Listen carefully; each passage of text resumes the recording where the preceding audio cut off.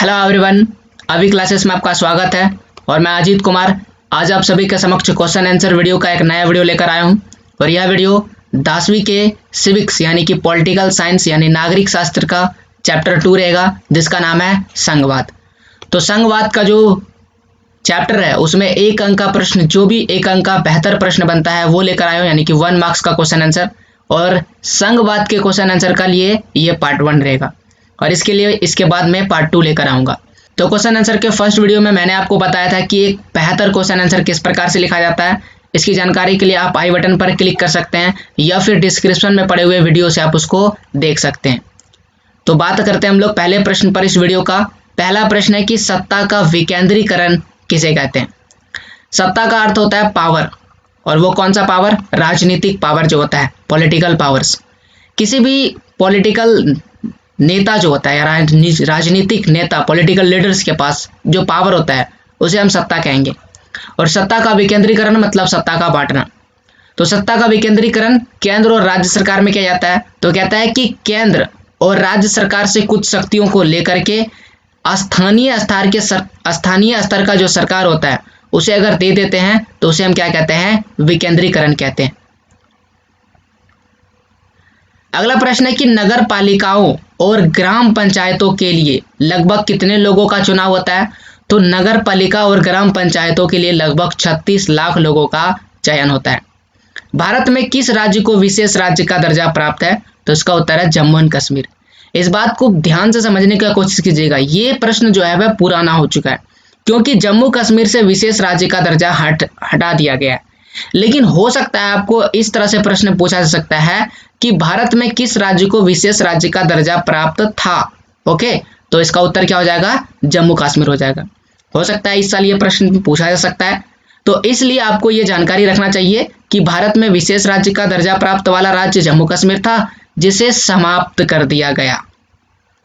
स्थानीय शासन वाली कौन कौन सी संस्थाएं शहरों में काम करती है। तो शहरों में जो स्थानीय शासन है उसे हम नगर पालिका और नगर निगम के नाम से जानते हैं। अगला प्रश्न है कि एकात्मक शासन व्यवस्था किसे कहते हैं।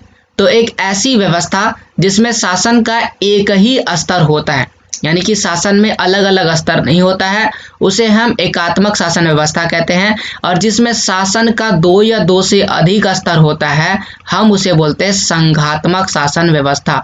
और संघवाद में हम लोग यही चीज पढ़े थे कि संघात्मक शासन व्यवस्था क्या होती है।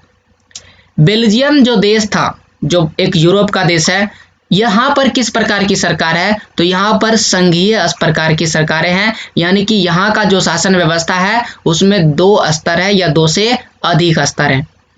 पंचायत समिति का गठन कैसे होता है। तो कई पंचों को मिलाकर के पंचायत समिति का गठन किया जाता है। नगर निगम का हेड यानी प्रमुख को क्या कहा जाता है। तो नगर निगम का जो प्रमुख है उसे मेयर कहते हैं। मेयर नगर निगम का प्रमुख कहलाता है। अगला प्रश्न है कि समवर्ती सूची के विषयों पर कानून कौन बनाता है। तो समवर्ती सूची के विषयों पर कानून केंद्र सरकार तथा राज्य सरकार दोनों बनाती है। तो संघीय शासन व्यवस्था को बेहतर तरीके से चलाने के लिए भारत में 3 तरह की सूची बनाई गई है। एक सूची बोलते हैं संघ सूची, दूसरे सूची को बोलते हैं राज्य सूची, और तीसरा जो सूची है उसे बोलते हैं समवर्ती सूची। इसके अलावा एक और सूची है जिसमें अवशिष्ट शक्तियों का विवरण किया गया है।